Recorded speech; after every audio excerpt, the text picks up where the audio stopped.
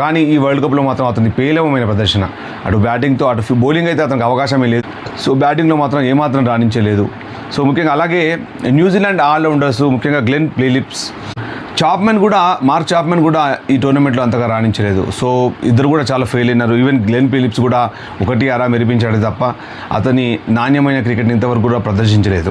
శాంతనర్ మాత్రం బౌలింగ్లో ఎన్నోసార్లు మనం శాంతనర్ అనుకుంటాం, శాంతనర్ మ్యాచ్ విన్నర్ అని, బట్ ఇంతవరకు శాంతనర్ కూడా అంత గొప్పగా రాణించలేదు అని నేను అనుకుంటున్నాను. సో జస్ట్ మీరు కూడా కమెంట్ చేయండి, షేర్ చేయండి. అలాగే కోరీ మెకెన్కీ, అలాగే మ్యాట్ హెన్రీ, ఇస్సోది అంటే ఈ మ్యాచ్లో మాత్రం ఫెర్గూసన్ ఆడతాడు, ఎందుకంటే ఫెర్గూసన్ చాలా పేస్తో కూడిన బౌలింగ్, అలాగే చివరి ఓవర్లు చాలా కట్టుదిట్టంగా బౌలింగ్ చేసే ఫెర్గూసన్ కంపల్సరీ టీంలో ఉంటాడు. సో జస్ట్ 2 జట్లు ఒకసారి నేను ప్రకటిస్తా.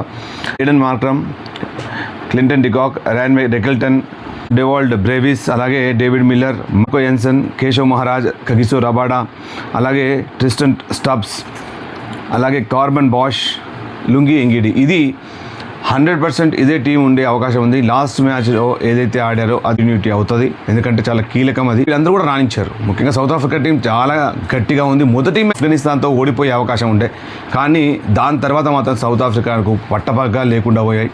సో సౌత్ ఆఫ్రికా నిలగొడుతుంది ఈ టోర్నమెంట్ లోపల. ఈవెన్ ఇండియాను కూడా ఓడగొట్టింది సౌత్ ఆఫ్రికా. 76 రన్స్ తేడాతో ఇండియాను ఓడగొట్టిందంటే సౌత్ ఆఫ్రికా డెఫినెట్గా ఈ వరల్డ్ కప్లో అత్యుత్తమ ఫామ్లో ఉంది. ముఖ్యంగా బ్యాటర్స్, మిడిల్ ఆర్డర్ బ్యాటర్స్, అలాగే ఆల్రౌండర్స్, స్పిన్నర్స్, ఫాస్ట్ బౌలర్స్ చక్కగా రాణిస్తున్నారు South Africa team. So South Africa టీంను మనం ఫేవరెట్గా చెప్పుకోవచ్చు ఈ మ్యాచ్ లోపల. బట్ న్యూజిలాండ్ కూడా తక్కువ అంచనా వేయలేం.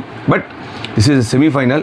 ఒత్తిడిని ఎవరు ఎదుర్కొంటారో వాళ్ళే మరి సెమీఫైనల్లో గెలిచే అవకాశాలు ఉంటాయి, అది మాత్రం గమనించాలి. అలాగే న్యూజిలాండ్ టీం గురించి చూద్దాం. సీఫర్ట్, అలాగే Finn Allen, Rachin Ravindra, Glenn Phillips, అలాగే Daryl Mitchell, Mark Chapman, Mitchell Santner, అలాగే మెకొంకీ, అలాగే మ్యాట్ హెన్రీ, ఇస్సోది, ఫెర్గూసన్.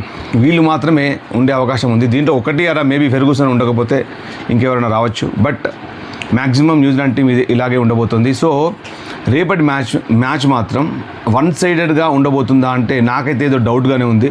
మొదట బ్యాటింగ్ చేసిన జట్టు మాత్రం అటు 190 అబోవ్ రన్స్ చేస్తే మాత్రం మంచి అవకాశాలు ఉంటాయి. అలాగే చేజింగ్ చేసే జట్టు ఒత్తిడికి లోనే అవకాశం ఉంటుంది. మరి అంటే యాక్చువల్గా చేజింగ్ చేసే జట్లకే అవకాశం ఎక్కువగా ఉంది ఇక్కడ కలకత్తాలో.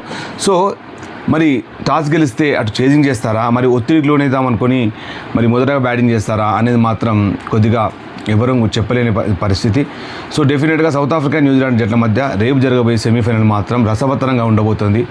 సో ఈ కాంటెస్ట్ మంచిగా అటు తగ్గ ఫర్ వార్ జరగాలని మాత్రం కోరుకుందాం. ఎందుకంటే మనకి ఇంకా 3 మ్యాచ్లు మాత్రమే మిగిలిపోయినాయి. తర్వాత అంతా IPL వస్తుంది. తర్వాత ఈ 3 వరల్డ్ కప్ మ్యాచ్లో మాత్రం ఇప్పటివరకు అయితే వరల్డ్ కప్ మాత్రం సజావుగా